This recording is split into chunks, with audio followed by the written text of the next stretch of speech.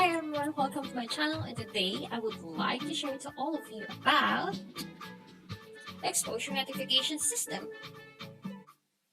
So since lockdown, every one of us taking the impact of COVID-19 seriously, and also at the same time we are eager to see the society to return to normalcy, and reopening the businesses and schools is a big part of that return.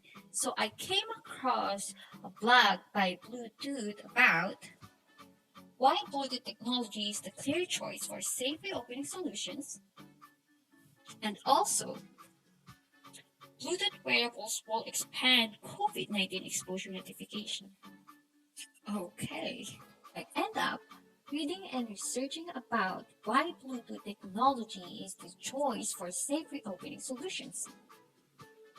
And I found out that Apple and Google cooperated to build exposure notification technology that will enable apps created by public health agencies to work more accurately, reliably, and effectively across both Android phones and iPhones. An exposure notification system is a decentralized contact tracing tool built on a combination of Bluetooth low energy technology and privacy preserving cryptograph that will help individuals to determine if they have been exposed to someone with COVID 19. So that's why the Bluetooth is the clear choice for safe reopening. So how does exposure notification works, and how does it helps on the distancing? So first, to use the exposure notification, it requires a third-party app developed by your region's government public health authority. Wait, what? You need to download it? Okay. So once you download it, the system is turned off by default. Once you opt in, or turn it on, the ENS will generate a random ID for your device. A random ID. And as far as I know, the random ID changes every 10 to 20 minutes to ensure that the IDs can't be used to identify you or locate you. So what will gonna happen if we are outside or we are with our family and friends? So your phone and the phones around you that also have the exposure notification on will exchange messages via Bluetooth.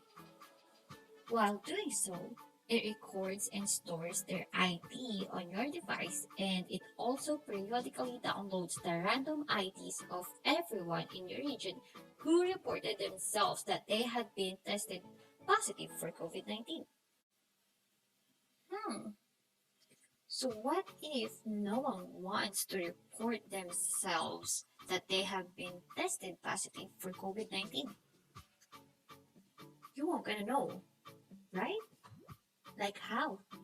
And also, how you will gonna know if you have been exposed? If you have been exposed, the app will notify you with instructions from your public health authority. The system will share the information with the app, including the day the contact happened, how long the contact lasts, the Bluetooth signal strength of that contact. I thought that the ENS do have a privacy preserving cryptograph. Hmm. So about your privacy, according to Macro, ENS has no identifying info, which means that any apps that associated with the exposure tracking API or ENS won't gonna share your information. No location data.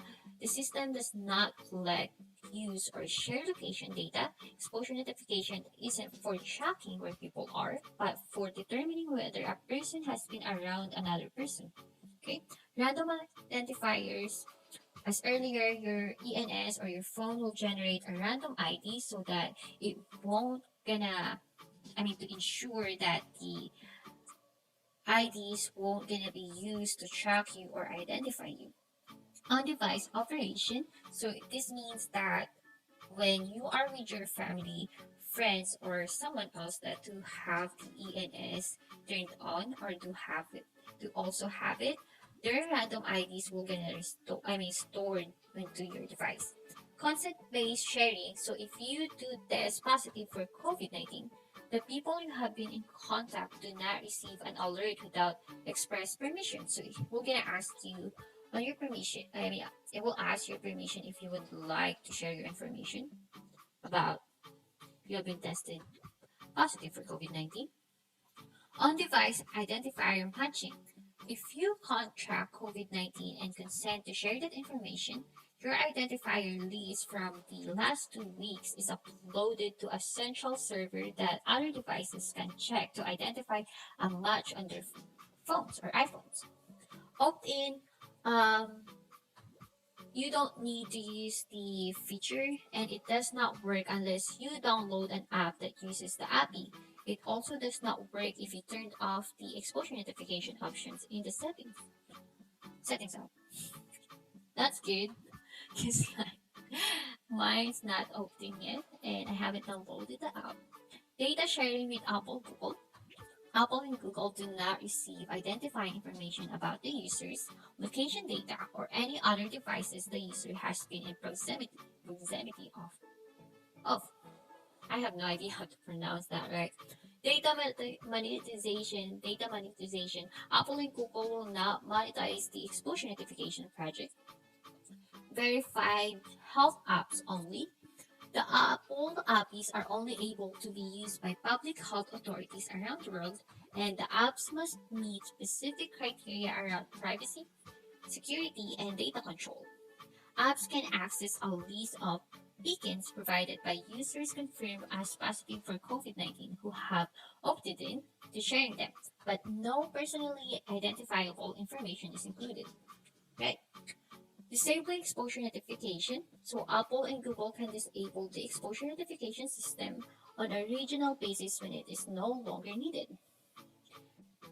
Alright, if you'd like to read more about the exposure notification system, I included down below the link of Mac rumors that I just read earlier so that all of you can check it out.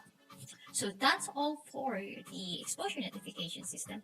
Let me know what you all think about it, if it will help to reopen the schools and businesses and also the social distancing regulations. Thank you for watching. If you would like to share this video to your family and friends, don't forget to hit the like and subscribe and see you all next time.